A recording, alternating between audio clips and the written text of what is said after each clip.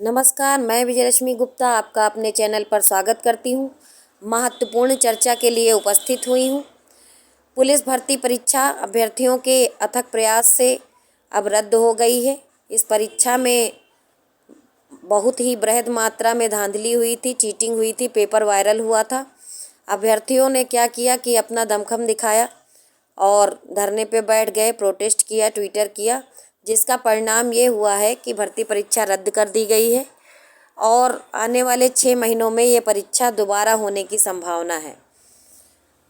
लेखपाल जो नवनिर्वाचित थे उनको 23 तारीख को यानी 23 फरवरी को माननीय प्रधानमंत्री जी द्वारा नियुक्ति पत्र बांटना था। उस पर माननीय सुप्रीम कोर्ट ने स्टे लगा दिया और उनको भी जॉब मिलते मिलते रह गई। कुछ एक मामले हैं जो उदाहरण के रूप में मैं प्रस्तुत करना चाहूँगी। एक भाई साहब हैं जिनका लेखपाल भर्ती में सिलेक्शन हुआ था, उनको नियुक्ति पत्र मिलना था और इसमें ये था ना कि सफ़ेद शर्ट और ब्लैक पैंट पहन करके जाना था। वो बेचारे अपना सिलवा के रखे थे और उनका रखे का रखा रह गया। और एक दूसरे भाई हमारे थे जो बिहार में शिक्षक भर्ती में सिलेक्टेड थे और लेखपाल में उनको नियुक्ति पत्र मिलना था, तो वो क्या किए कि अपना वहाँ पर इस्तीफ़ा दे करके यहाँ आ रहे थे और रास्ते में ही पता चला कि नियुक्ति पत्र पर स्टे लग गया है। तो अब वो ना घर के रहे ना घाट के। तो आप देख लीजिए कि क्या तमाशा चल रहा है उत्तर प्रदेश में। आरओ परीक्षा पर जांच समिति गठित हो गई है। जल्द ही यह भी परीक्षा निरस्त हो जाएगी। मुख्य सेविका भर्ती परीक्षा जो कि महिलाओं की भर्ती है और इसमें आईसीडीएस विभाग में मुख्य सेविकाओं की भर्ती होनी है, इसको भी कुछ अराजक तत्वों ने कोर्ट में पहुंचा दिया है। और अराजक तत्व कोई बाहर के नहीं है, ये गलती लापरवाही आईसीडीएस विभाग की है, क्योंकि उन्होंने किसी के हित को प्रभावित किया है तभी कोई न्यायालय में गया है। ये कुछ वानगी है। उत्तर प्रदेश की सरकारी नौकरियों के लिए जो जद्दोजहद कर रहे हैं बेरोजगार अभ्यर्थी, मैंने तो कुछ वानगी प्रस्तुत की है।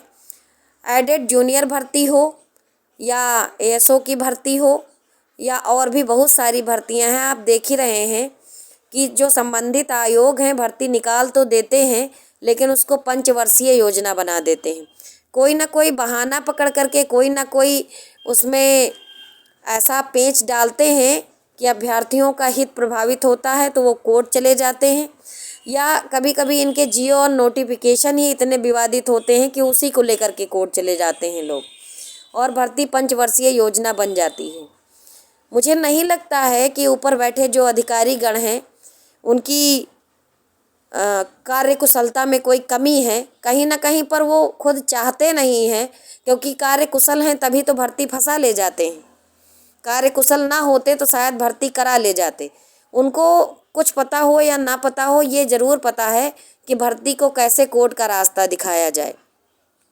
आज जो बेरोजगार अभ्यर्थी हैं वो परेशान हैं, उनका तमाशा बन गया है, क्योंकि कोई भी भर्ती परीक्षा हो तो उसका पेपर वायरल हो जाता है, लीक हो जाती है, फिर समिति गठित होती है, फिर अगली परीक्षा की डेट लाने के लिए अभ्यर्थी प्रोटेस्ट करेगा तभी डेट आएगी। और अगर कुछ नहीं हुआ तो कोई ना कोई बहाना पकड़ करके कोर्ट चली जाती है। कुछ सारी गलती आयोग की नहीं है और सारी गलती सरकार की भी नहीं है। इसके लिए कुछ हद तक अभ्यर्थी भी जिम्मेदार हैं, क्योंकि वो ज़बरदस्ती के कुछ कार्य करना चाहते हैं। जिन भर्तियों में कोर्ट जाने का कोई औचित्य नहीं है, उन भर्तियों को लेकर भी अभ्यर्थी कोर्ट चले जाते हैं। कुछ अभ्यर्थी तो सोचते हैं कि हमारी भर्ती कोर्ट क्यों नहीं गई, तो वो थर्ड पार्टी बनने के लिए परेशान रहते हैं। हालांकि उनका उसमें कोई मतलब नहीं है, लेकिन वो कोर्ट खेलना चाहते हैं। मतलब अब क्या ही बताएं, सबको संतुष्ट नहीं किया जा सकता है, ये एक महत्वपूर्ण फैक्ट है। लेकिन फिर भी सरकार को, अभ्यर्थियों को, संबंधित आयोगों को ये सोचना चाहिए कि हम बेरोजगारों को इतना क्यों परेशान कर रहे हैं। जो व्यक्ति सरकारी नौकरी की तैयारी करता है वो कोई युवा व्यक्ति होता है और आपकी इस कार्य प्रणाली में फंस करके वो युवा से प्रौढ़ और प्रौढ़ से वृद्ध हो जाता है और उसको नौकरी नहीं मिलती है। तो जो भी संबंधित आयोग हैं, सरकार हैं, इस ओर अपना ध्यान दें। और वो अभ्यर्थी जो जानबूझकर भर्ती में कोई पेच नहीं होता है तब भी वो पेच बना देते हैं, मतलब वही वाली बात है कि हम अपने दुख से नहीं परेशान हैं, दूसरे के सुख से परेशान हैं। अब लेखपाल भर्ती को ही देख लीजिए, नियुक्ति पत्र मिलना था लेकिन कुछ लोगों को चैन नहीं पड़ा, वो अपना जाकर के स्टे ले लिए। हो सकता है उनके हित प्रभावित हो रहे हों, लेकिन बहुत ही विचार करने का विषय है कि जो लोग जा कर के स्टे लिए हैं और जिनको नियुक्ति पत्र मिलना था, दोनों ही लोग, यानी एक पक्ष तो बहुत खुश हो रहा होगा कि हमने भर्ती फंसा ली, लेकिन जिसको नियुक्ति पत्र इतनी दिनों के बाद, इतनी मेहनत के बाद मिलना था, उनके परिवार वालों पर, उन व्यक्तियों पर क्या गुजरी होगी, ये विचार करने का विषय है। ये मेरे व्यक्तिगत विचार हैं, किसी को अगर ठेस लगे तो उसके लिए मैं माफ़ी चाहूँगी। आप लोग अपने विचार अच्छी भाषा में जो है कमेंट बॉक्स में अवश्य रखें, ऐसा मैं चाहती हूँ। और अपना कीमती समय मुझे देने के लिए धन्यवाद।